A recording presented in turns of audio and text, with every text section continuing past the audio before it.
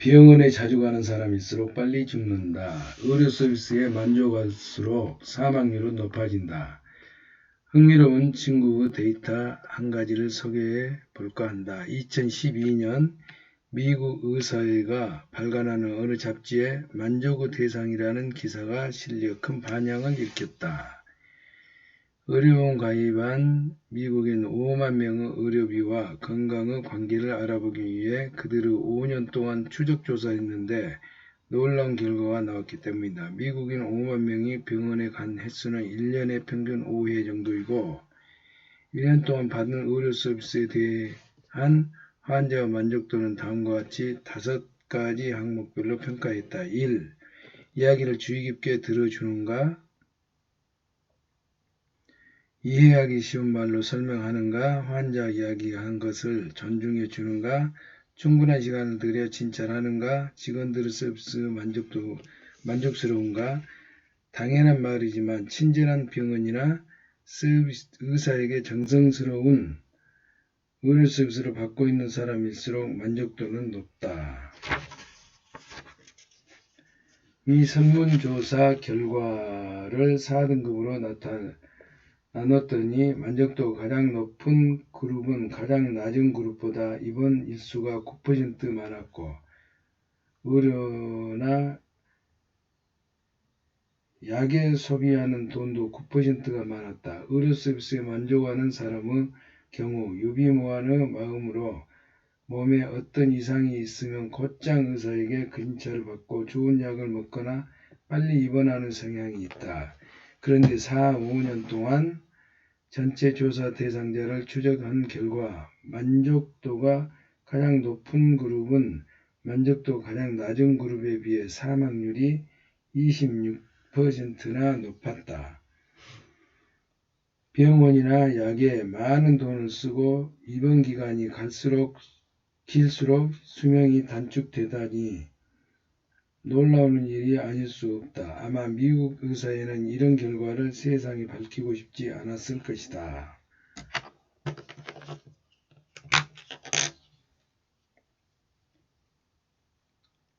만족도가 가장 높은 그룹의 만족도가 가장 낮은 그룹에 비해 사망률이 26%나 높았다. 병원이나 약에 많은 돈을 쓰고 입원 기간을 길수록 수명이 단축되다니 놀라운 일이 아닐 수 없다. 아마 미국 의사회는 이런 결과를 세상에 밝히고 싶지 않았을 것이다. 의사의 말을 절대적으로 믿어서는 안 된다. 40년 동안 의사로서 일을 해온 내가 무엇보다 자신있게 말할 수 있는 것은 병원에 자주 갈수록 약이나 의료 행위로 수명이 단축되기 쉽다는 사실이다.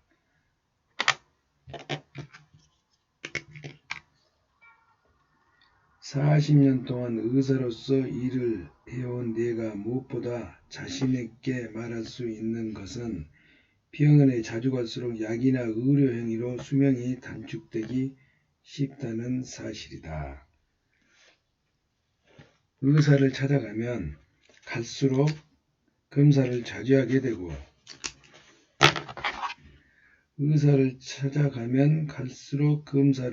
하게 되고 그 결과가 이상이 발견되어 약을 먹거나 수술을 하게 된다.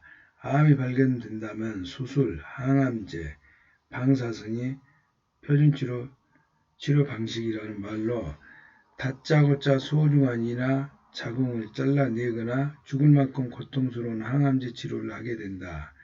그 치료로 인한 스트레스도 엄청나고 그야말로 몸에 나쁜 일만 행할 뿐이다. 의사를 찾아가면 갈수록 검사를 자주 하게 되고 그 결과 이상이 발견되어 약을 먹거나 수술하게 된다. 암이 발견되면 수술, 항암제, 방사선, 표준치료 방식이라는 말로 다짜고짜 소중한 이나 자궁을 잘라내거나 죽을 만큼 고통스러운 항암제 치료를 하게 된다. 그 치료로 인한 스트레스도 엄청나고 그야말로 몸에 나쁜 일만 행할 뿐이다. 대부분 약은 병을 고치는 힘은 없고 부작용은 크다. 대부분 약은 병을 고치는 힘은 적고 약은 병을 고치는 힘은 없고 부작용은 크다. 감기약이나 해열제라도 아나필사, 치명적인 쇼크 증상. 감기약이나 해열제라도 아나필락시, 치명적인 쇼크 증상 반응이 일어날 수 있다. 폐암치료용 항암제 1회사의 경우 승인 후 3년 동안 이 약을 복용한 약 8만 명의 환자 중 580명에 달하는 사람들이 사망했다.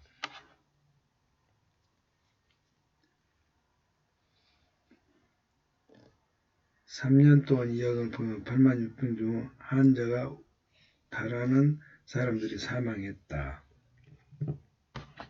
암보다 약이 훨씬 무섭다고 해도 과언 아니다. 암보다 약이 훨씬 무섭다고 해도 과언이 아니다. 또한 개복수술을 할 때 복막을 건드리면 즉시 상처가 생겨 유착이 일어난다. 그로 인해 장이 막히면 굉장히 고통스럽고 정상세포의 경계가 무너진 곳에 암세포가 끼어들어 증식하기 쉬워진다.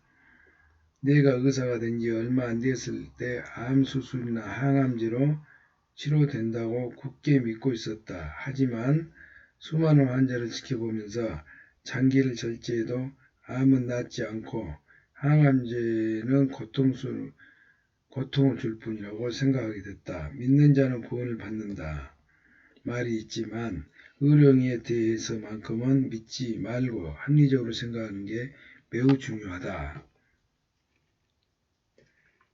믿는 자는 구원을 받는다라는 말이 있지만 의료행위나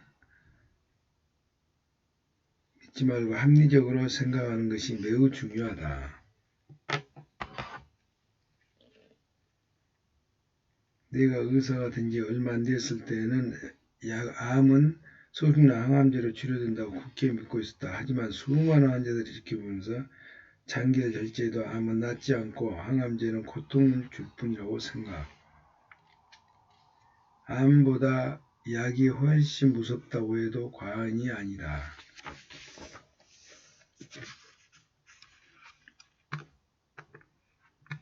노화 현상을 질병으로 봐서는 안 된다. 노화와 질병을 구분하라. 나는 의사이지만 수십 년 동안 골절인 줄 착각했을 때 말고는 병원에서 그 어떤 검사나 진찰을 받은 적이 없고 약도 치아 문제로 진통제를 복용한 것 외에는 먹는 적이 없다. 집에서 혈압계도 없어서 내 혈압이 얼마인지도 모른다. 현대사회에서 성인이 걸리는 질병은 대부분 노화현상으로 의사에게 치료를 받거나 약으로 고칠 수 있는 것이 아니다.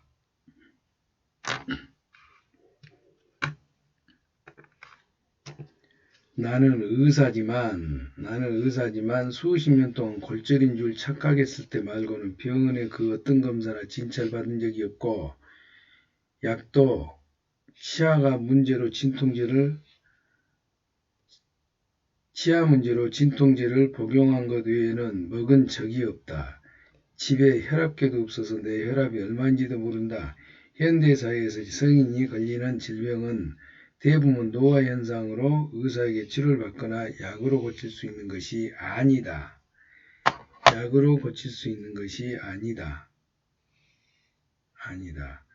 노화현상으로 1996년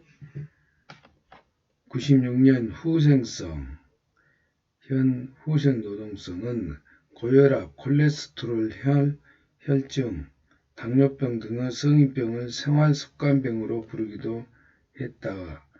좋지 않은 생활습관 때문에 그런 병에 걸린다는 의미다. 그리고 건강검진 의무에 대사증후군을 마치 범죄인 양 단속하고 혈압이나 혈당치가 기준치에서 벗어나면 약으로 수치를 개선하도록 하는 등 국민의 건강을 엄격하게 지도 관리하기 시작했다. 하지만 이 같은 질병의 근원은 노화이기 때문에 저항을 한들 억지로 강을 거슬러 올라가는 셈이다. 즉 생활습관병보다 성인병이라는 표현 본질에 훨씬 더 가깝다.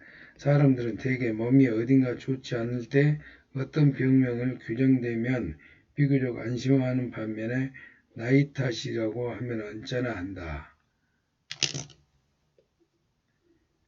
생활습관병, 당뇨병 등 고혈압 등 혈중,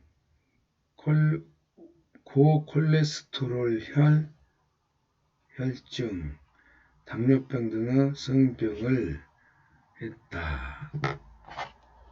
생활습관 때문이라는 그 표현의 의미다. 그리고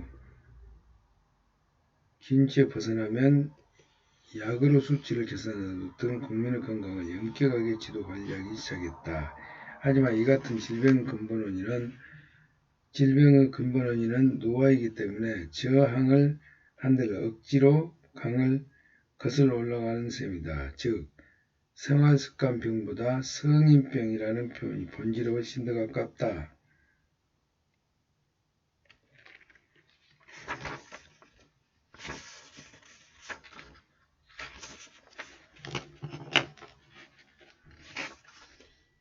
하지만 몸도 자연의 일부로 받아들이는 편이 좋다. 노화란 세포의 유전자에 상처가 생기고 그것이 축적이 되어 몸에 여러가지 장애를 일으키는 육체적 변화이다. 앞에서 말한 성인병 외에 발목의 통증, 암, 부정맥, 골다공증, 갱년기 장애, 기미, 주름, 탈모, 치매 등이 전부 노화의 현상으로 이 같은 진행이 빠른 사람은 20대부터 조금 몸에 이상이 느끼기 시작한다.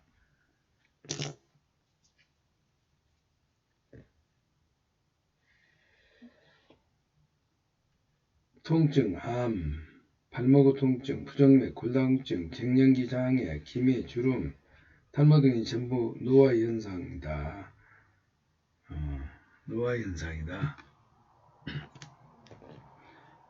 집이나 차가 오래되면 망가지듯이 우리 몸도 나이가 들면 여기저기 이상이 나타난다.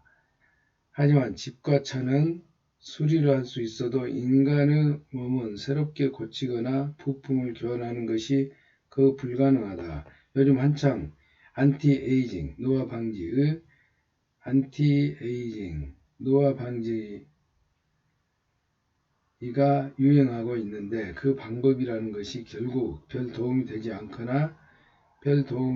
않거나 화장이나 성형처럼 겉모습만 바꾸는 것일 뿐. 아무리 보톡스 주사를 주름을 편다 해도 피부는 해마다 착실하게 수분량이 감소하여 주름이 늘어난다. 어느 정도 통증이 불편함은 자연의 섭리이니 어쩔 수 없다라고 생각하고 그런 증상과 잘 사귀어 나가는 것이 합리적인 태도다. 고혈압이나 고콜레스테롤 혈증처럼 나이가 들면서 나타나는 증상에는 의미가 없다. 늙어간다는 사실을 받아들이기 위해 필요한 변화인 것이다. 그러니 이런 증상을 함부로 약을 사용하여 억눌러서는 안 된다. 늙어간다는 사실을 받아들이기 위해 필요한 변화인 것이다. 그러니 이런 증상을 함부로 약을 사용하여 억눌러서는 안 된다.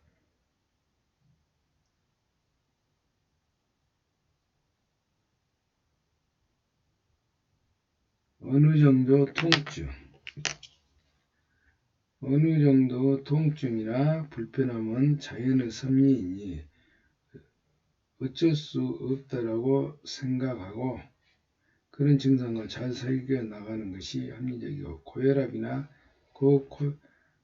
고콜레스테롤 혈증처럼 나이가 들면서 나타나는 증상에는 의미가 있다. 혈압 및 콜레스테롤 수치는 높은 편이 오래 산다. 뒤에서 설명하겠지만 나이가 들면 혈관은 탄력이 떨어지고 딱딱해지기 때문에 혈압이 조금 높아야 혈액이 우리 몸 구석구석까지 잘 흘러간다. 몸에 적절한 혈압을 유지하려면 평소 많이 걷는 것이 좋다. 혈액이 하반신에 머물러 있지 않고 원활하게 우리 몸 전체를 순환하기 때문이다. 콜레스테롤은 세포를 튼튼하게 해주기 때문에 줄이지 않는 것이 좋다. 오히려 콜레스테롤 수치가 높은 사람일수록 오래 산다. 스테이크나 생선의 뱃살 같은 음식을 콜레스테롤 수치 때문에 일부러 피할 필요는 없다.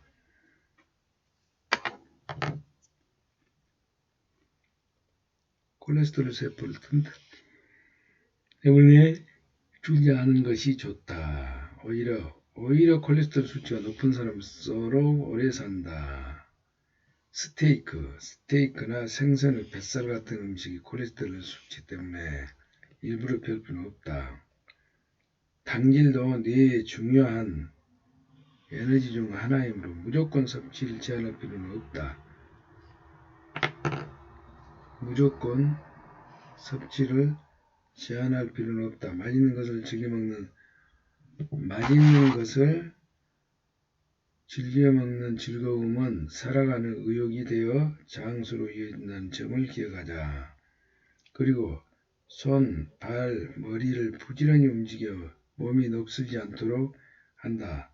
또는 희로애락을 충분히 표현하고 오감을 계속 활성화하자. 최고의 건강법은 몸과 감각을 정체시키지 않는 것이다.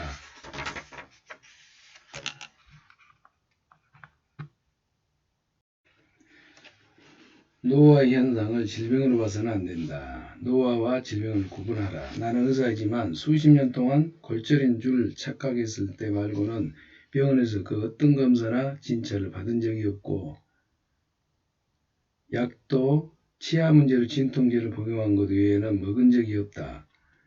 집에 혈압계도 없어서 내 혈압이 얼마인지도 모른다. 현대사회에서 성인이 걸리는 질병은 대부분 노화 현상으로 의사에게 치료를 받거나 약으로 고칠 수 있는 것이 아니다. 1996년 후생성 고혈압, 고콜레스테롤, 혈증, 당뇨병 등의 성인병을 생활습관병으로 부르기도 했다. 좋지 않은 생활습관 때문에 그런 병에 걸린다는 의미이다. 그리고 건강검진을 의무화해 대사증후군을 마치 범죄인 양 단속하고 혈압이나 혈당치가 기준치에서 벗어나면 약으로 수치를 개선하도록 하는 등 국민의 건강을 엄격하게 지도 관리하기 때문 시작했다. 하지만 이 같은 질병의 근본 원인은 노화이기 때문에 저항을 한들 억지로 강을 거슬러 올라가는 셈이다.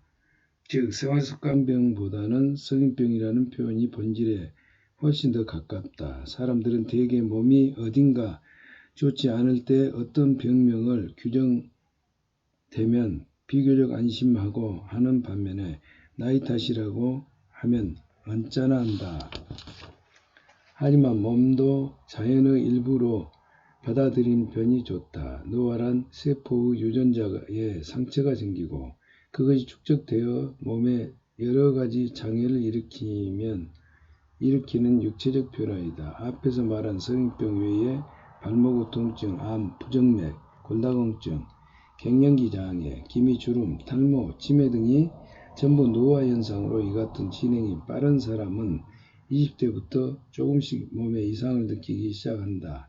집이나 차가 오래되면 망가지듯 우리 몸도 나이가 들면 여기저기 이상이 나타난다. 하지만 집과 차는 수리할 수 있어도 인간의 몸은 새롭게 고치거나 부품을 교환하는 것이 거의 불가능하다. 요즘 한창 안티에이징, 노화 방지가 유행하고 있는데 그 방법이라는 것이 결국 별 도움이 되지 않거나 화장이나 성형처럼 겉모습만 바꾸는 것일 뿐이다. 아무리 보톡스 주사를 주름을 편다 해도 피부는 해마다 착실하게 수분량이 감소하여 주름이 늘어난다. 따라서 어느 정도 통증이나 불편함은 자연의 섭리이니 어쩔 수 없다라고 생각하고 그런 증상과 잘 사귀어 나가는 것이 합리적인 태도이다. 고혈압이나 콜레스테롤 혈증처럼 나이가 들면서 나타나는 증상에는 의미가 있다. 늙어간다는 사실을 받아들이기 위해 필요한 변화인 것이다. 그러니 이런 증상을 함부로 약을 사용하여 억눌려서는 안 된다. 혈압 및 콜레스테롤 수치는 높은 편이 오래 산다. 뒤에서 설명하겠지만 나이가 들면 혈관은 탄력이 떨어지고 딱딱해지기 때문에 혈압이 조금 높아야 혈액이 우리 몸 구석구석까지 잘 흘러간다. 몸에 적절한 혈압을 유지하려면 평소 많이 걷는 것이 좋다. 혈액이 하반신에 머물러 있지 않고 원활하게 우리 몸 전체를 순환하기 때문이다. 콜레스테롤은 세포를 튼튼하게 해주기 때문에 줄이지 않는 것이 좋다. 오히려 콜레스테롤 수치가 높은 사람일수록 오래 산다. 스테이크나 생선의 뱃살 같은 음식을 콜레스테롤 수치 때문에 일부러 피할 필요는 없다. 당질도 뇌의 중요한 에너지원 중 하나이다.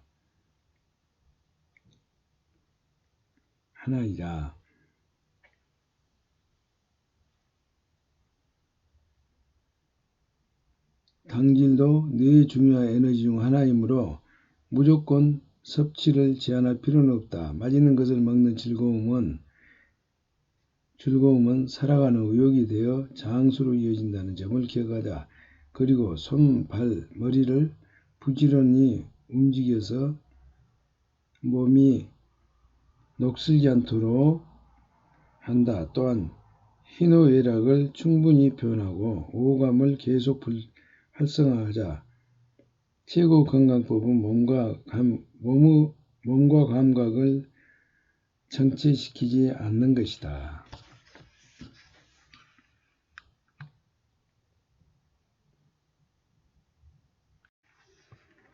혈압 130은 위험수치가 아니다. 기준치만 보고 병이라고 판단해서는 안 된다. 현재 일본의 경우 고혈압 환자는 4천만 명, 고콜레스테롤 혈증 환자는 3천만 명에 달하고 한다. 실로 엄청난 수 병자가 있는 셈이다. 고혈압이나 콜레스테롤 혈증의 경우 기준치가 있는데 일정 수치 이상이면 병이라고 진단하는 수치이다. 혈압의 경우는 최고 혈압 수축기 140에서 최저 혈압 이완기 92 기준치로 그보다 높으면 고혈압으로 본다. 140, 90 기준치, 혈압 기준치, 이완기, 수축기, 최고 혈압이 140, 수축기, 수축, 이완, 수축. 이러한 기준치 각 질환별로 전문학회가 정하고 있는데 서로 담합에서 근거 없이 수치를 정하는 경향이 강하다. 특히 고혈압의 기준치 조작은 눈뜨고 지켜볼 수 없을 정도로 심각하다.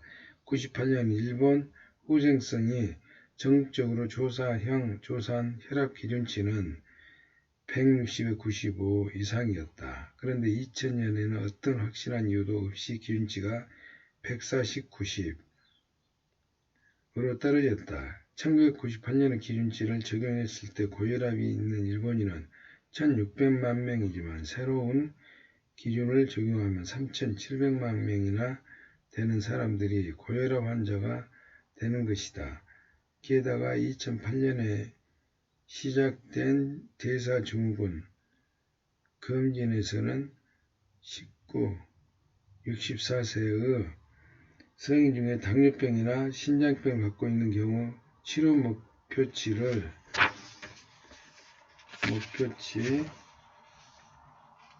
130, 180 이상으로 낮추었다. 사실 고혈압은 90% 이상이 원인 불명이다. 혈압을 낮추었더니 사망률이 하락했거나 심장병이나 뇌졸중 같은 질환이 감소되었음을 검증해주는 실제 데이터는 아직까지 없다. 성이 되면 동맥도 노화도 딱딱해져 혈액을 흘려보내는 힘이 약해진다. 따라서 우리 몸은 나이가 먹을수록 혈압을 높이려고 한다. 뇌나 손발 구석구석까지 혈액을 잘 전달하기 위해서다. 이런 상태를 약으로 떨어뜨리면 지각이 둔해지거나 몸이 휘청거리게 된다. 핀란드 한 연구팀이 75세부터 85세까지 혈압 강화제를 먹지 않은 남자 521명을 추적 조사했다. 그 결과 80세 이상 그룹에서는 최고 혈압이 180 이상인 사람들의 생존율이 가장 높고 최고 혈압이 140 이하인 사람들의 생존율은 뚝 떨어졌다. 그런데도 일본에서는 최고 혈압이 130에서만 넘어가면 위험하다며 약을 권하고 있다.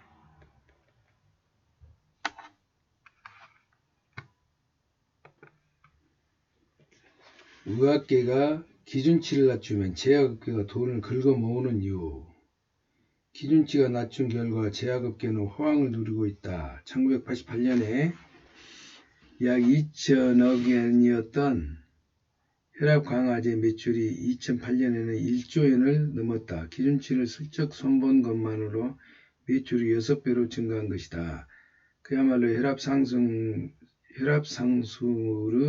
대성공이라고 말할 수 있다. 또한 이 같은 기준치를 정하는 기준 작성위원회 다수가 제약회사에서 거액의 기부금을 받고 있는 것도 문제다. 예를 들어 2005년에 고혈압 기준을 포함한 일본판 대사증후군 진단기준 작성위원회 위원들 중에 공립대학교 의사 11명 전원이 2002년부터 2004년까지 3년에 걸쳐 고혈압 등의 실효약 제조회사로부터 총 14억 엔의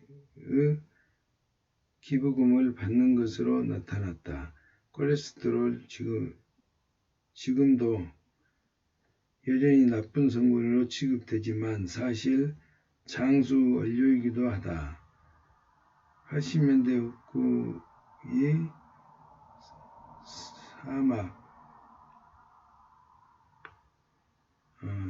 후쿠이 시민 약 3만 7천 명을 5년 동안 추적 조사한 결과 남성의 여성 모두 콜레스테롤 수치가 가장 낮은 그리고 총 사망률이 가장 높았다. 그리고 남성의 경우 혈중 콜레스테롤 중 수치가 높을수록 총 사망률이 낮다는 명백한 결과가 나왔다. 그럼에도 불구하고 치료를 위한 기준치가 좀처럼 변하지 않고 있다. 콜레스테롤은 떨어뜨린 약이 억 단위, 조 단위 돈을 만들어내는 도깨비 방망이이기 때문이다. 따라서 무조건 검사 수치를 보고 판단하지 말고 우리의 몸의 힘을 믿어 보시기 바랍니다. 믿어보는 것이 중요하다.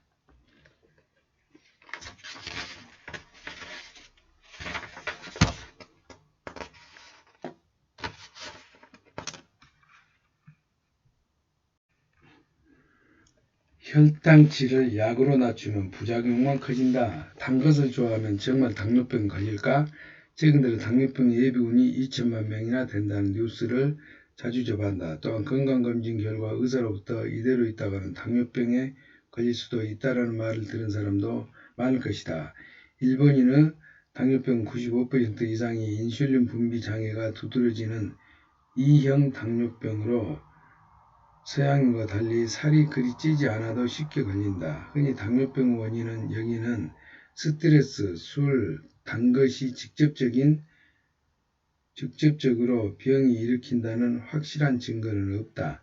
당뇨병의 원인은 대해서는 아직까지도 풀리지 않는 의문점이 많다. 1번 당뇨병 학회나 진료 진단 기준에 의하면 공복 시 혈당치가 110 미만이고 포도당 부하검사에서 수치, 포도당 섭취 후 2시간 경과했을 때의 수치가 140 미만이면 정상으로 판단한다. 공복 시 혈당치가 126 이상이거나 포도당 부하검사가 수치가 200ml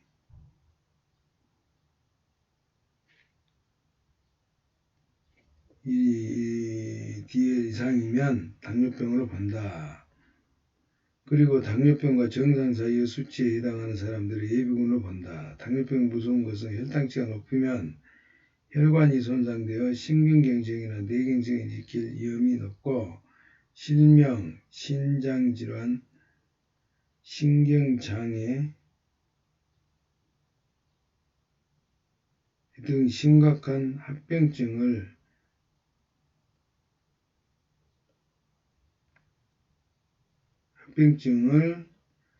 일으키기 쉽기 때문이다. 일본의 경우 매년 3,500명에 달하는 사람들이 당뇨병을 망막증으로 시각장애가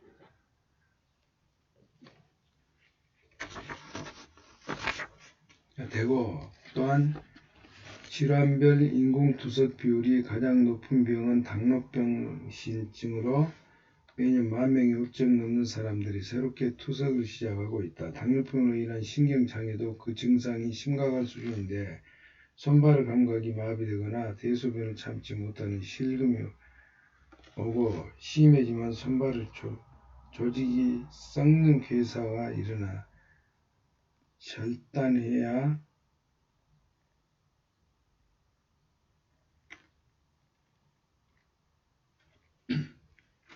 경우도 있다. 당뇨병은 자각 증상이 없어서 심각한 증상이 나타난 뒤에는 완치가 어렵다. 이 때문에 건강검진에 혈당치가 높게 나오면 의사들이 마치 큰일이라도 날 것처럼 겁을 주는 것이다. 하지만 약으로 혈당치를 낮추는 것은 훨씬 위험한 일임을 기억해야 한다.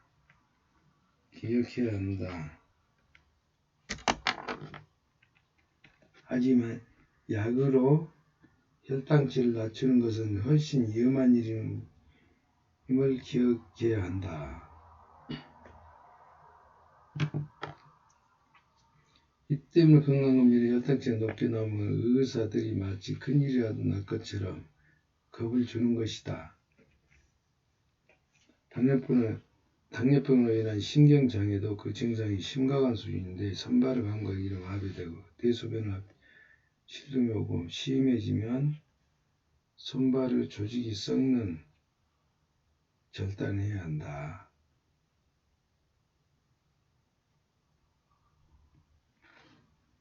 약 먹지 말고 걸어라. 약 먹지 말고 걸어라. 90년대 영국에서 진행된 실험 한 가지 소개해보자. 피보험자는 3,800명의 2형 당뇨병 환자로 그들은 모두 각자 자각 증상이 없고 체중 표시가 120% 미만의 혈당치가 110에서 120였다. 그들은 제 뽑기로 나누어 A그룹은 식사요법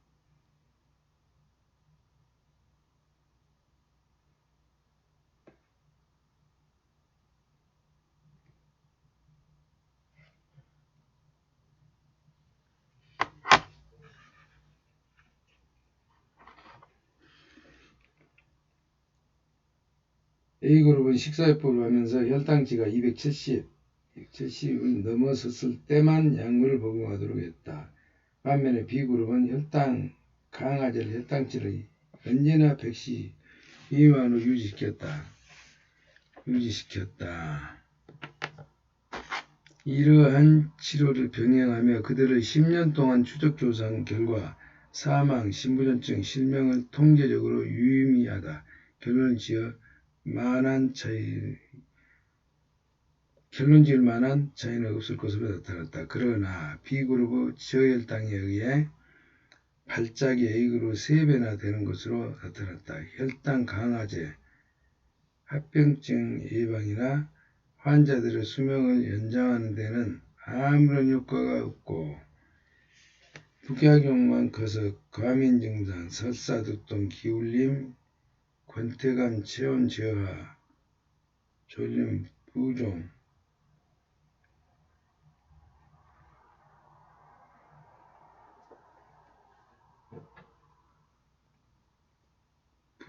시력장애, 장, 폐색, 간 기능 장애를 일으키기 쉽다.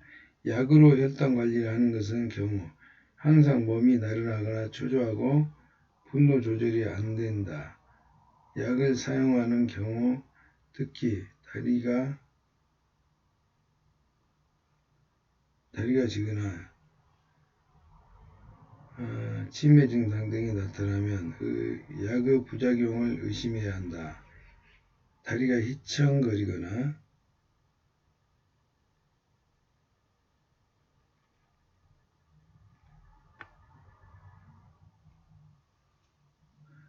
당뇨병은 무서운 병이긴 하지만 당뇨병 예비군 2천만 명은 지나치게 과장된 수치이다. 일본 당뇨병학회는 1999년 진단 기준은 공복 시 혈당치 140에서 126으로 변경했다. 특별한 근거도 없이 세계보건기구 기준치를 바꿨다고 이를 따라 기준을 엄격하여 당뇨병 환자를 급격하게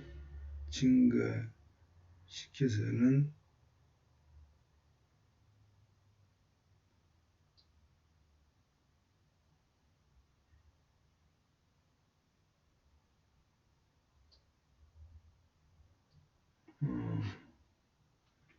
당뇨병은 운동 치료되어 있다면 걷기, 자전거, 수영, 스트레칭 등의 유산소 운동이 혈당치를 떨어뜨리는데 매우 효과적인 것으로 나타났다. 몸을 녹슬지 않게 하기 위해서는 적절히 운동을 반드시 필요하다. 혈당치가 높은 편이라는 말씀을 들었다면 일단 부지런히 걷기부터 시작해보자.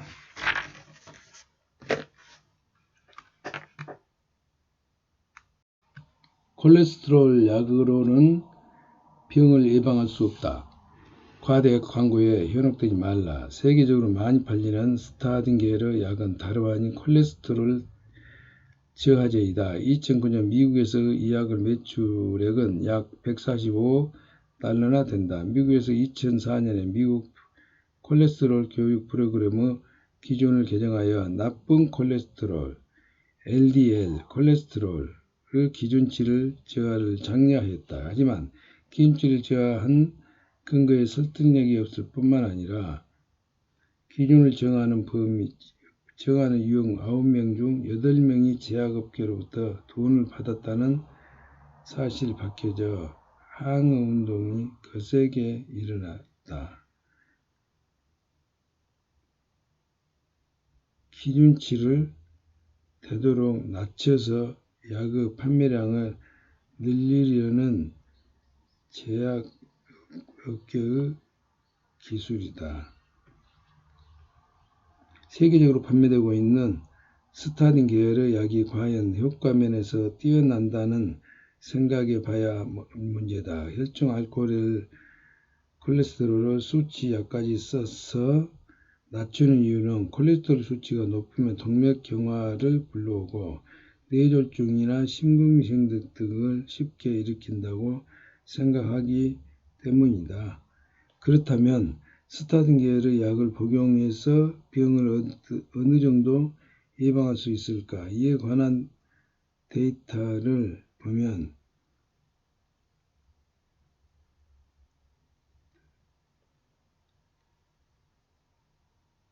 충격적이다. 병을 예방할 수 있는 확률이 복권 당첨 확률보다 더 낮은 데다 이 약이 정말 효과가 있는지 없는지 조차 확실히 알 수 없기 때문이다.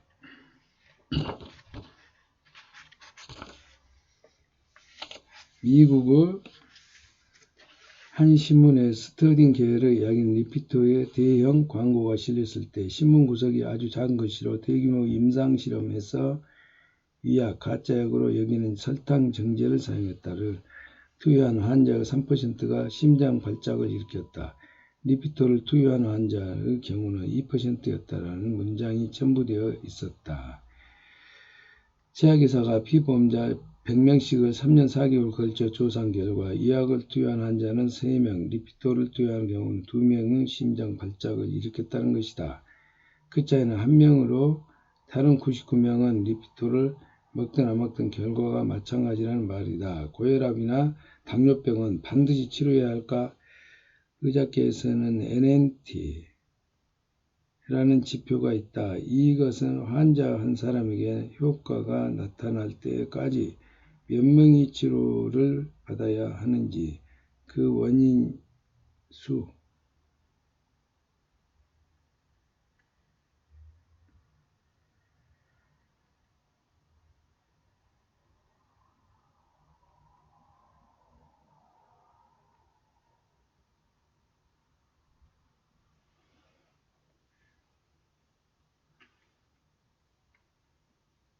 나타내는 인원수를 나타내는 지표다. 리피터의 경우 100명째의 차이가 나타났기 때문에 NNP는 100으로 표기된다. 하지만 NNT가 50을 넘는다는 것은 제약의 경우 전원이 꽝, 즉 차이가 나타나지 않는 것을 의미하기도 한다. 복권 당첨 확률보다 낮은 확률이라고 봐도 좋다는 말이다. 보통 제약업계가 후원하는 실험은 유리한 데이터가 나오도록 교묘하게 조작된다.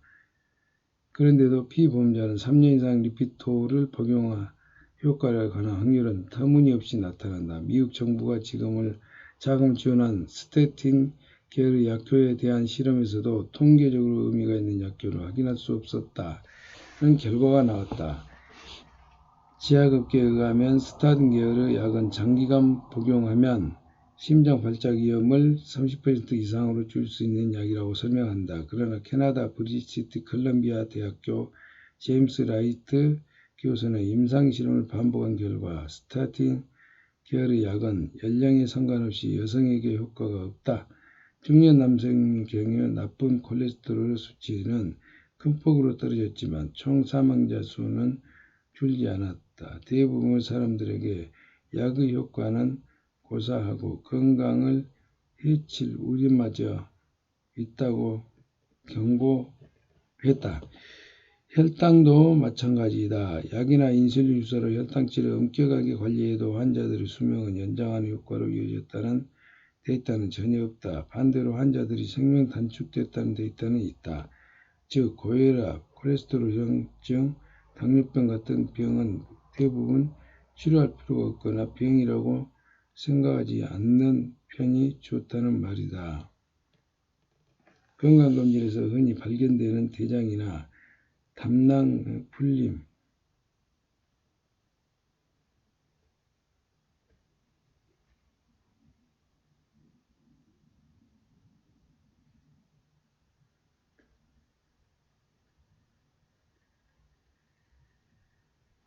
당뇨병, 담낭 풀림, 그리고 조기암도 병이라고 생각하지 않는다는 것이 오히려 몸에 이롭다.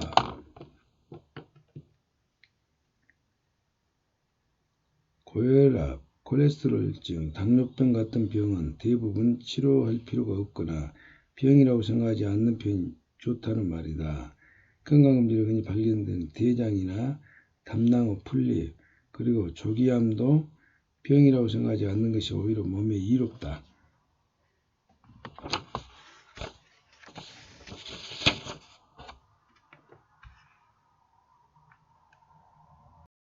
암 오진이 사람 잡는다. 암 초기 진단의 10명 중 1명은 오진. 현재 질환에 의한 사망률 1위를 차지하고 있는 병은 바로 암이다. 그런데 진료에 있어서 암만큼 헷갈리기 쉽고 오진이 많은 병도 없다. 단순히 종기나 위험증을 암으로 잘못 진단받고 위나 유방이 몽땅 잘려나가거나 생명을 잃는 사람도 너무나 많다. 이런 불상사를 당하지 않으려면 무엇보다 의사가 진단을 주의하여 듣고 더욱 신중하게 생각해야 한다. 여러분이 이 방법으로 암이 나았다거나 말기암에서 회복됐다라는 이야기를 숱하게 들어봤을 것이다. 하지만 그들이 말하는 암이 과연 진짜암이었을까? 나는 그 점이 무척 의심스럽다. 드라마에서 의사가 폐에 음영이 보인다, 암이 재발했다라는 소리를 자주 하는 것도 문제이다. 이렇게 말하는 의사가 현실에도 상당히 많다. 암을 진단하려면 세포를 채취해 현미경으로 확인하는 병리검사가 반드시 필요하다. 그러니 세포의 향이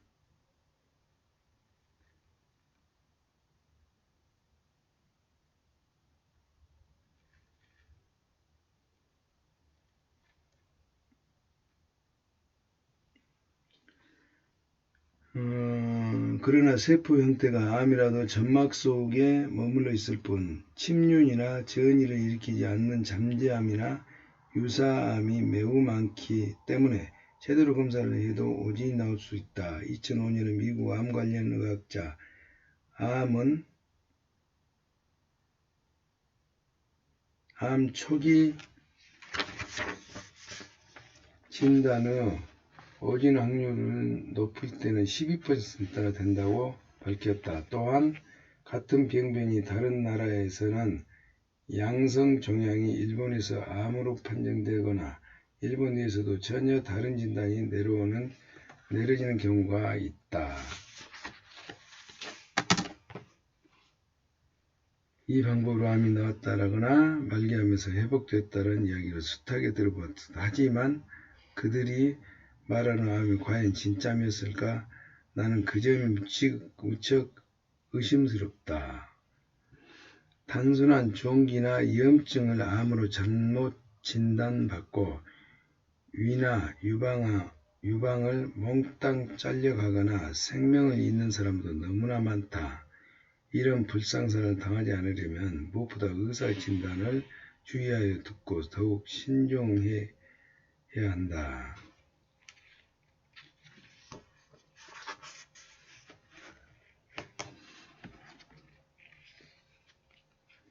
암에는 전이가 되지 않는 유사암도 많다. 진짜 암세포는 숙주 정상세포가 변이하여 만들어지며 주변의 조직에 침륜하고 멀리 떨어진 조각에 전이하는 상승기를 가지고 있다. 그리고 숙주를 죽일 때까지 계속 증식해서 숙주와 함께 잡혀간다. 한편 생명을 빼앗지 않는 암은 암과 비슷한 것, 즉 유사암에 지나지 않으며 진짜 암으로 성장하지 않는다.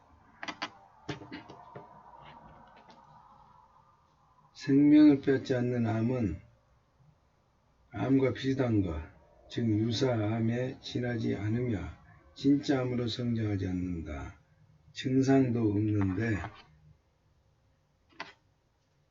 증상도 없는데 검진에서 암이 발견되면 의사는 조기에 절제하거나 100% 완치된다라고 말한다. 하지만 그것은 진짜 암이라 유사암으로 잘라내지 않아도 전혀 문제가 되지 않는다.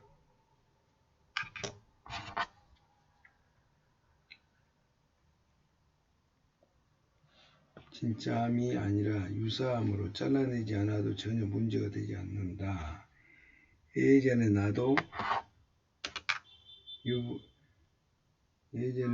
나도 유방암 경우 피부를 뚫고 나오는 암은 전이가 있는 진짜 암이라고 생각했다. 그러나 피부를 뚫어도 주변으로 퍼져 나가지 않고 암덩어리가 부분적으로 그 이후 피부만 뚫고 나오는 것은 시간이 지나도 전이가 일어나지 않는다는 걸 알았다.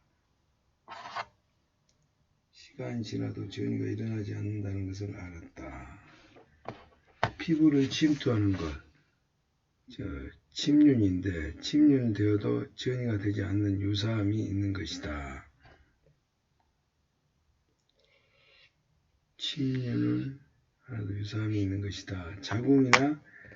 자궁이나 폐암은 침륜되면 요독증이 일어나거나 숨이 막혀 생명을 잃은 경우가 있다. 그러나 방사선 치료를 하거나 국소 수술하면 낫고 전이가 되지 않는 것이 있는데 이 역시 유사합니다. 그러나 방사선을 치료하거나 국소 수술을 하면 낫고 전이가 되지 않는 것이 있는데 이 역시 유사합니다. 이의 악성 난푸종 가운데 어떤 종류로 항생제 치료를 헬리코백터 파일로균을 재균하면 암이 소실된다. 따라서 이 경우 암이 아닌 만병변화나 만성염증이라고 부르는 것이 타당하다. 웬만히 성장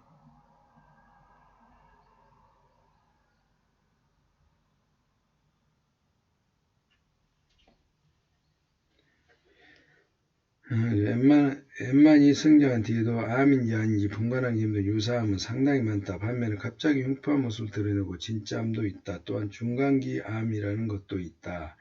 정기적으로 검진을 받고 있지만 다음 검사 전에 즉 검진 사이에 느닷없이 발병한다고 해서 중간기 암으로 불린다. 이 암은 악성이 많아서 발병이 된 환자들은 대개 멸망과 사망한다.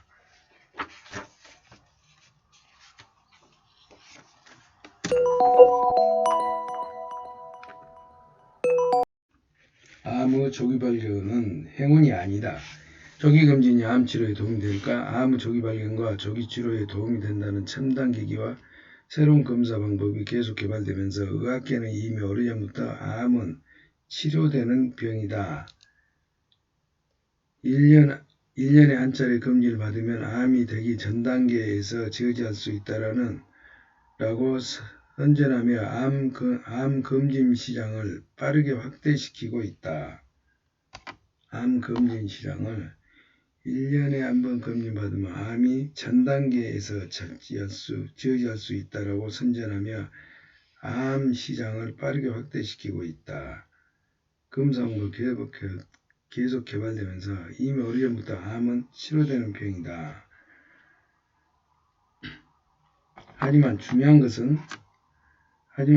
것은 암으로 사망하는 사람이 줄고 있는가 하는 점이다. 암으로 사망하는 사람들이 줄고 있는가? 진짜 암은 사람의 생명을 앗아간다. 의학계의 말처럼 암이 치료할 수 있는 병이 되었다면 한때 사망 원인 1위였던 뇌졸중이 지금 4위가 된 것처럼 암 사망률도 매년 눈에 띄게 줄어야 한다. 그러나 실제로는 암 사망이 우린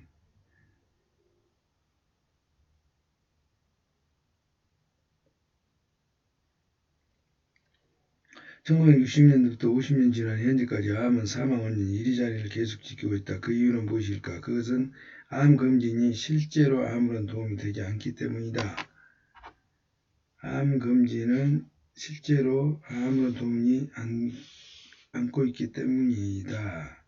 정밀하게 검사할수록 최신 첨단 기기를 사용할수록 암은 더 발견되기 마련이다. 정밀하게 검사를 할수록 최첨단 기기를 사용할수록 암은 더 발견되기 마련이다. 그러나 대부분의 암이 아니라 암과 비슷한 것으로 그것의 치료를 위해 수술을 시행하는 것은 오히려 몸을 고통스럽게 할 뿐이다. 그러나 대부분 암이 아니라 암과 비슷한 것으로 그것을 치료할 수 있는 시행하는 것은 오히려 몸을 고통스럽게 할 뿐이다. 예를 들어 50세를 넘긴 남성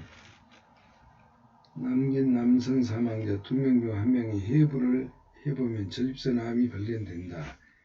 그것은 그냥 놔둬도 커지지 않는 잠재암이라는 말이다. 그런데 최근에 검진에서 전립선 암을 굳이 찾아내서 자각 증상도 없는 사람에게 수술을 절제할지 방사선 치료를 할지 결정하라고 압박한다.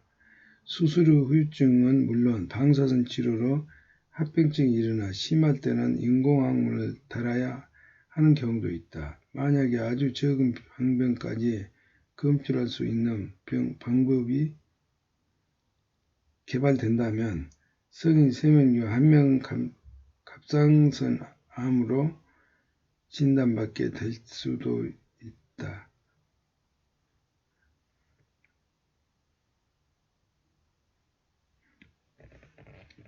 갑상선암으로 죽는 사람은 암에 의한 총 사망자 수 0.1%, 즉 연간 300명에 불과하다. 암 검진을 그만둔 마을에서 암 사망률이 격감한 이유. 다수 건강한 사람들을 모아서 제비뽑기로 검진과 방치 등의 그룹을 나누어 추적조사 및 연구를 방법을 제비뽑기로 실험이라고 한다. 그것은 학계에서 신뢰도를 높이는 방법으로 알려져 있다. 서양 경우 폐암, 대장암, 유방암, 제비뽑기 실험이 여러 차례 행해진 바 있는데 검진을 해도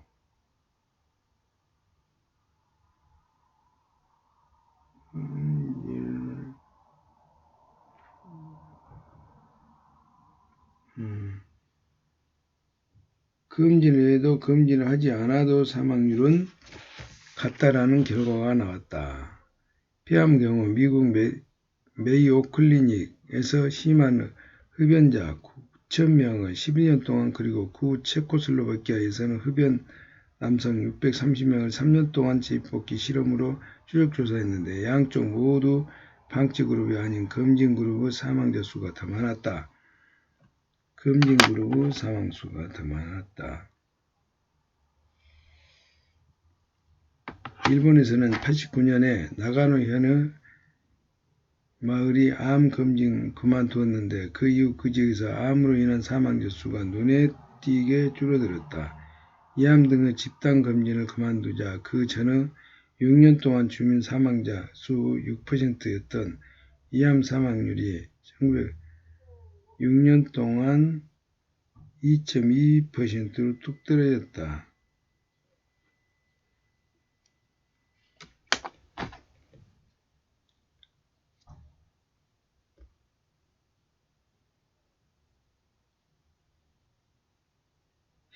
나카노 현의 마을이 암 검진을 그만둔 이후에 그 지역에서 암으로 인한 사망자 수 눈에 띄게 줄어들었다. 이러한 결과로 추측할 수 있는 것은 검진을 받으면 불필요한 치료를 받고 수술 후유증이나 항암제 부작용, 정신적인 스트레스 등으로 빨리 죽는다는 사람이 많아진다는 점이다. 검진을 받으면 불필요한 치료를 받고 수술 후유증이나 항암제 부작용, 정신적 스트레스 등으로 빨리 죽는 사람이 많아진다는 점이다. 암이 발견되었지만 초기여서 수술로 깨끗이 잘라냈다. 덕분에 5년이 지난 지금도 재발하지 않고 건강하게 잘 지내고 있다. 난 정말 운이 좋았다. 라며 안도하는 사람들이 흔히 있는데 이 경우는 사실 쓸데없는 수술로 인하여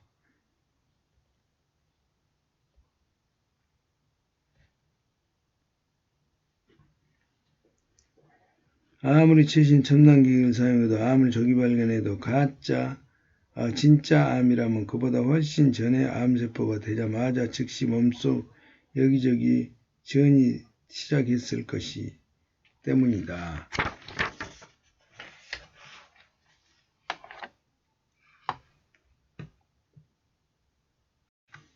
암 수술하면 사망률이 높아진다. 다짜고짜 메스부터 들이대는 배그 신사들.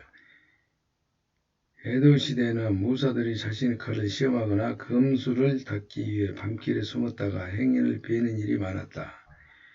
막부는 이 같은 죄를 저지른 무사들에게 벌을 내리고 사형에 처할 정도를 죄를 다스렸지만 이런 일이 끊이지 않았다. 사람을 베고 싶어 하던 무사가 많았던 것이다. 이처럼 외과 의사 중에는 마치 무사가 행인을 행일베드 만나는 환자마다 칼을 들이대는 의사가 있다. 애초에 그들은 메스를 드는 일을 좋아서 의과 의사가 된 사람들인데다 이왕이면 병을 철저하게 치료하자라는 의사로서의 사명감이 더해지면 이런 행동에 거침없게 된다. 역사적으로 일본은 수술이 성행했다. 일본인은 서양인에 비해 날씬하고 지방이 적어 수술에 적합한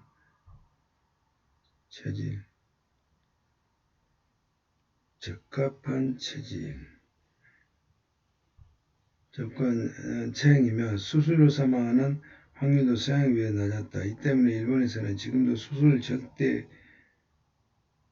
절대주의가 만연해 있다.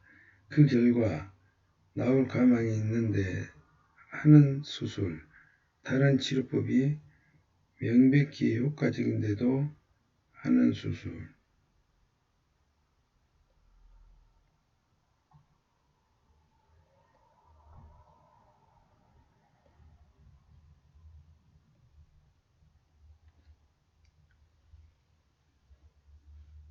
수술 자체로 인해 환자 수명이 단축되고 많은 사례가 빈번하게 발생하고 있다.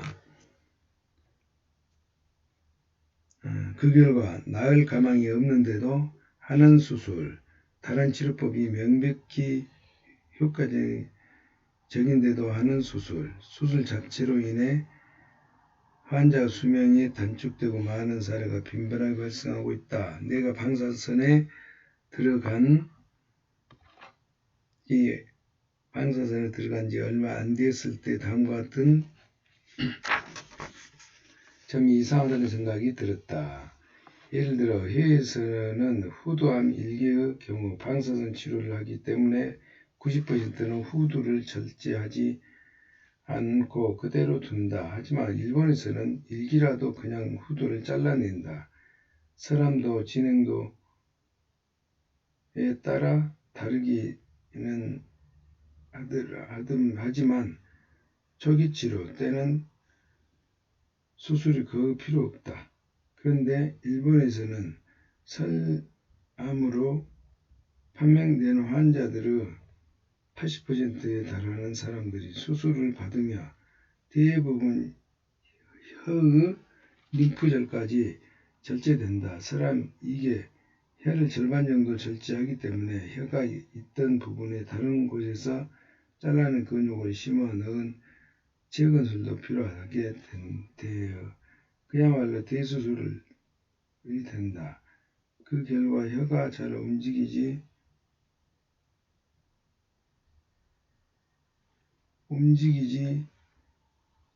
않으므로 이후 식사도 힘들고 일자리에 있는 경우도 많다. 작은 경부암도 수술 없이 치료를 할 수 있는데도 환자의 70%는 림프절까지 광범위하게 절제해 이후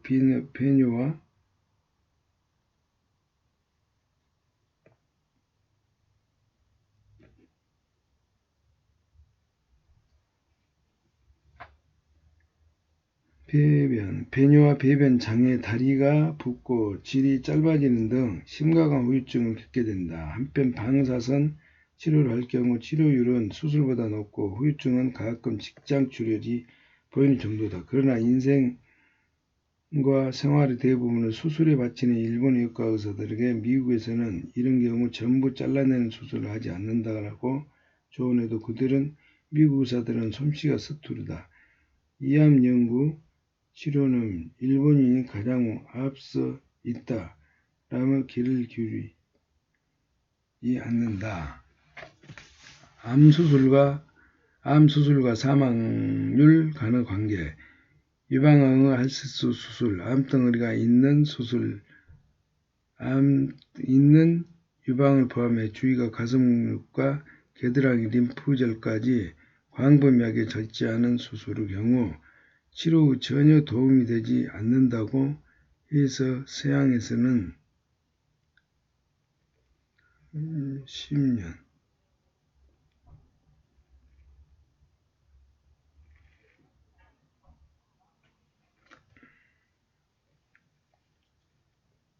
서양에서는 3~6년 전에 폐기되었다. 그러나 일본에서는 변혁이 늦어 약 10년 전까지도 이 수술을 시행했다. 유방은 수술할 때 손이 헛나가도 생명지장이 없다. 따라서 젊은 외과 의사의 연습용으로 애용되고 있다는 믿을 수가 없는 이야기 동료 의사들로부터 들은 적이 있다.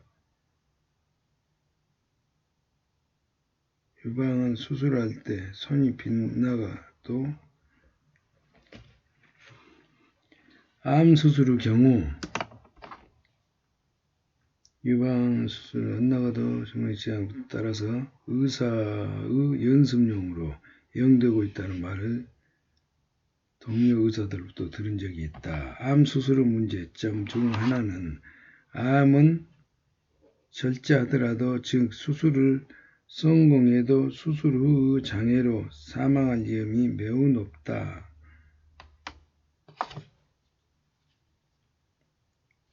암은 절제하더라도 수술을 성공을 하더라도 수술 후에 장애로 사망할 위험이 매우 높다. 환자가 암 수술 직후에 사망하는 일이 많은데도 재판에서는 시시비가 가려지는 경우가 극히 드문 것. 환자가 수술 직후에 사망하는 일이 많은데도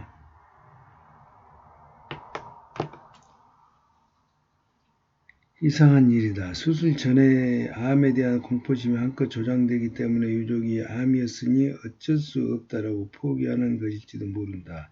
다른 병이나 부상도 마찬가지지만 암으로 회사가